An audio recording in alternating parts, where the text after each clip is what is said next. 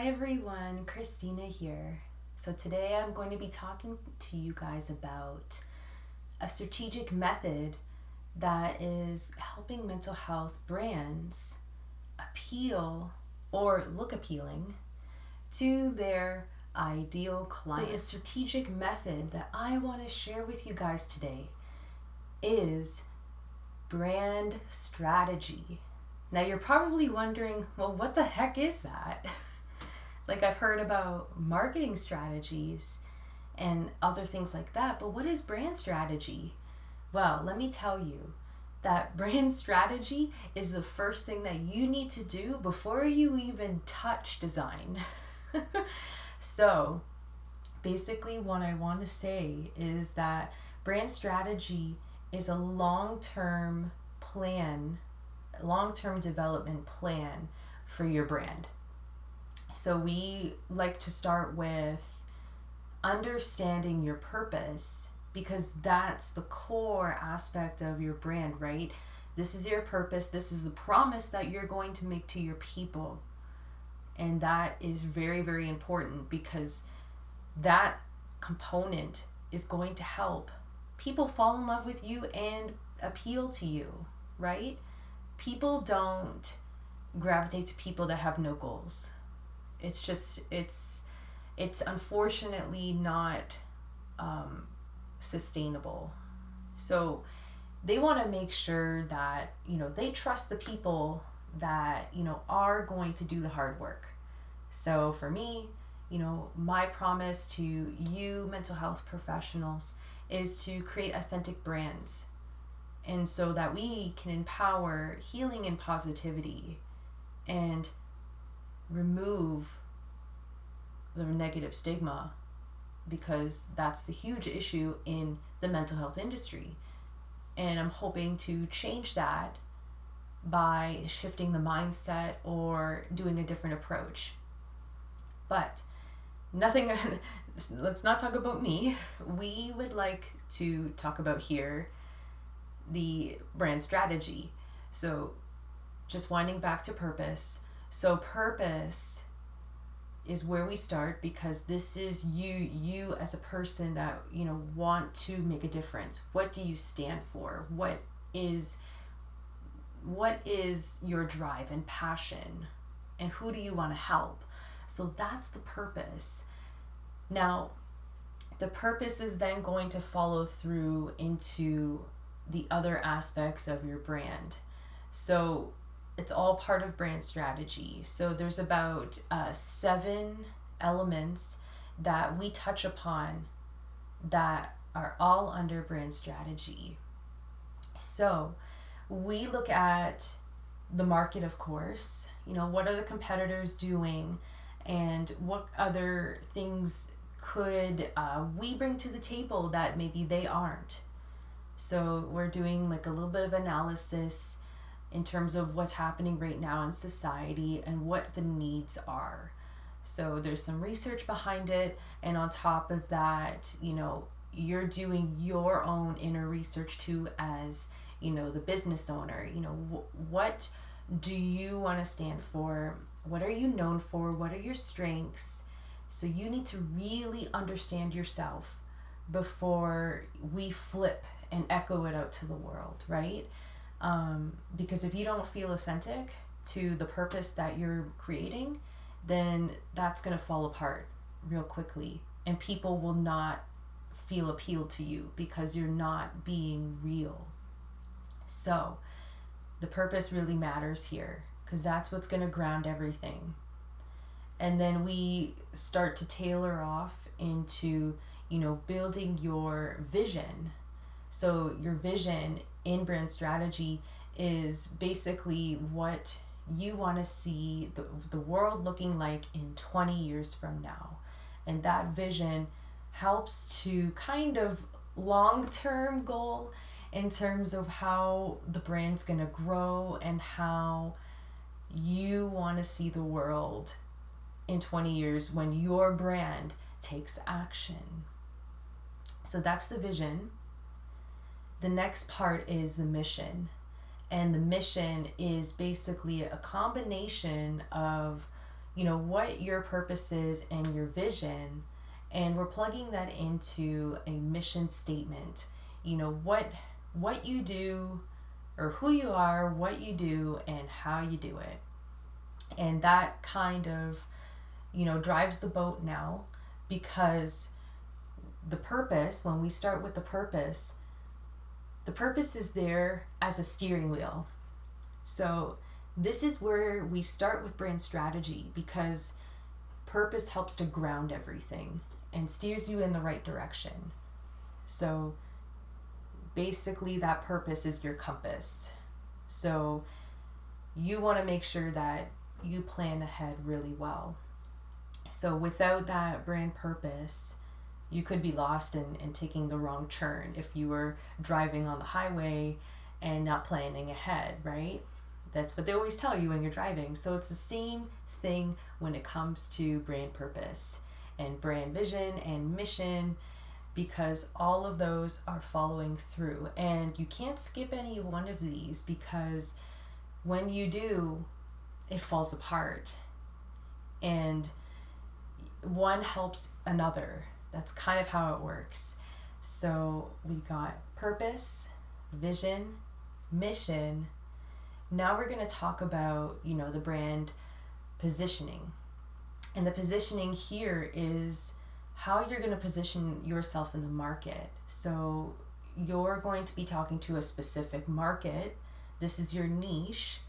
And then from there, you're going to take that mission statement and you're also going to plug it into this as well. What are you going to focus on right now? Because the positioning statement is actually a short-term goal that you're achieving right now, where the mission is kind of a little bit general. So we are starting with positioning because this is what you're going to use on a daily basis on talking to others and online webinars or anything like that, postings. You want to make sure you're getting that message clear. So the positioning is just the short term, so people can recognize, what you do pretty quickly and straight to the point. The next one is brand values. So brand values are basically what you value and your ideal customer. So you want to kind of connect both of the values together. Now, it doesn't have to be all of them. So for example, for me, one of my values is empathy. And of course, mental health professionals, you guys are all about empathy. And that's huge for me. So just one of the brand values just has to resonate with your ideal client. And that's another way to bring appeal to them, because you and your ideal client believe in the same thing, so you guys will stick together. So the brand values really play a big part in how your culture is going to be when people come to see your brand, or they visit you online, or they work with you, anything like that. It has to echo the same thing. So that is basically so far what we got. So brand purpose, brand vision, brand mission, brand position, brand values. So now what we're going to be moving on to is the brand personality. And this is where we start looking at the brand's look, the brand's feel, and the type of impact that they want to create. So this is huge because the brand personality is pretty much driving visuals. So we're not designing anything. We're just picking brand attributes that describe your values, the people you want to attract, etc. So all of these play a big role for designers when you pass this information on to them. Because if you have all this information done, it's going to be super easy to work with a designer, because they'll know exactly what your mission is. They'll know exactly the people you want to serve, and they'll know exactly the type of style and voice that you want to showcase to these types of people. So that is super important when it comes to trying to communicate the right message on a visual standpoint. So the last one is your brand story. So this is where people can get really emotionally, um, really emotionally attached to you, I would say, because some people's stories could be super emotional, but these brand stories, they are crafted in a way that it's supposed to stimulate a feeling, stir up an emotion, an emotional response, because people, remember, they gravitate to emotional stories.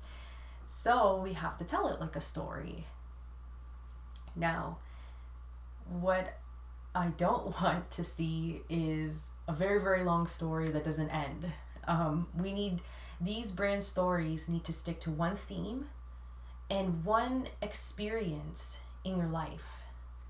So you'll have multiple stories to share. So in the brand story, you can have maybe 5 stories to share, but don't show them all at once. You would be picking and choosing different ones to use depending on what kind of marketing situation you might be in. But each of these stories will touch upon a theme, a highlight, a certain aspect in the story to bring emotion and spark emotion, and then close it off with a lesson. And then showcasing, how or why did you start this business? And that's kind of how you want to craft that. So that was just brief in terms of how to appeal to your people. And those are pretty much the 7 brand elements in brand strategy. So brand strategy is really, really big. It does require a lot of thinking because we want to think and plan before we design.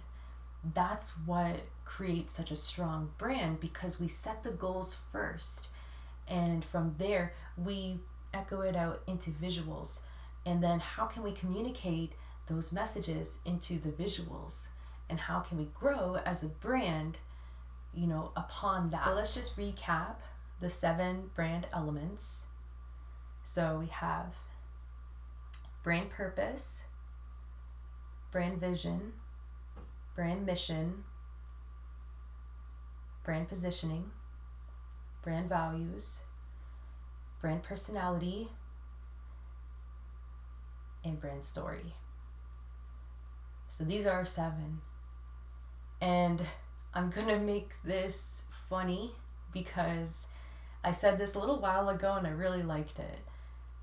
So if you're trying to create this perfect recipe, you need the 7 ingredients, right? And if you are missing one of the ingredients, well, your final dish isn't going to taste very good. So you want to make sure that you have all the ingredients to make that perfect dish. Now I'm just going to kind of highlight, what is a brand a little bit here, because brand strategy is the plan behind the brand, but some people get confused on what a brand actually is. So a brand is somebody's gut feeling about you, and we want to make sure that we design that to be a positive feeling. And the next point here is also a promise. So remember that purpose I was talking about? That's your promise. You need to make sure that that promise sticks, with you the whole time that you're, talking to your people, coming up with offers, and, attending events. You want to make sure that promise is so key throughout the whole process, because that promise is what drives people to support you and follow you, because you're there to provide something valuable to them. And the last one is relationships. So without relationships, you don't really have a very powerful brand. So the brand needs to focus on building those relationships with people that are engaging with the brand and supporting the brand, because it's brand plus their people which creates a community. So that relationship building is 100% key to any brand that wants to look appealing and also be a thriving brand and a healthy brand. Now let's just revert back a bit to brand strategy. So now that we touched upon the 7 brand elements, there's also another aspect that we like to look at when it comes to designing anything. So we like to look at personas. So personas are basically profiles of each of your customers. So if you're just starting out, you might not have, a foundational client or anything to start with. So what I would look at is basically your ideal client. So what your future client would want to look like. And we build a profile that would help to craft that.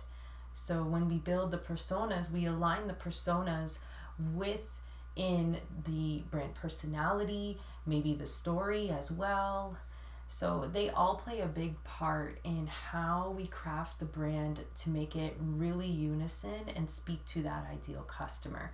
Now, if you're somebody that's, been in business for a year or two and you have some foundational clients, then we would look at basically the current client that you're working with or your favorite one that maybe you still want more of. And then we build maybe 2 to 3 profiles. And basically there we would start with, the foundational client, build that profile, and then we'll build one that maybe you would want more of. And that would be like your future clientele, and craft that profile to, who you want to attract. And then when we design that brand, we will design it more to that one profile.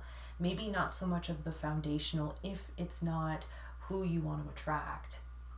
So that is a very interesting aspect when it comes to designing the customer profiles. And some people get a little bit lost when it comes here because they don't know who their ideal customer is.